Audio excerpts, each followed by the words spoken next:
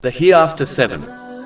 In a narration found in Sahih Muslim, number 2864, the Holy Prophet Muhammad, peace and blessings be upon him, warned that on Judgment Day, the sun will be brought within 2 miles of the creation. This will cause people to sweat according to the deeds they performed during their lives on earth. Some people's sweat will reach up to their ankles, some their knees, and for others it will reach their mouths.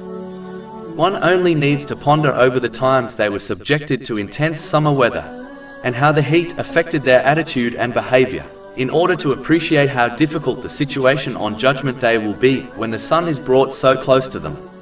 This shows that those who strive hard and exert sincere efforts in the obedience of Allah, the Exalted, by fulfilling His commands, refraining from His prohibitions, and by facing destiny with patience according to the traditions of the Holy Prophet Muhammad, peace and blessings be upon him, will find relaxation on Judgment Day.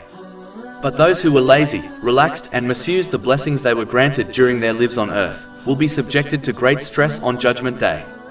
Simply put, the one who strives here will relax there, but the one who relaxes here will strive there in difficulty.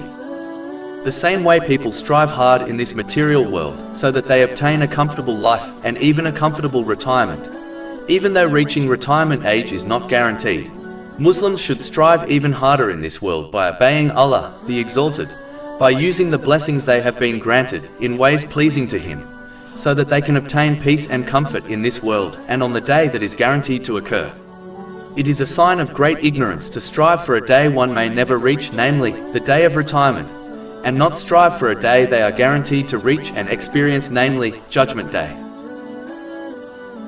Over 400 free ebooks, audiobooks, infographics, podcasts and blogs available on our website, www.shakepod.com.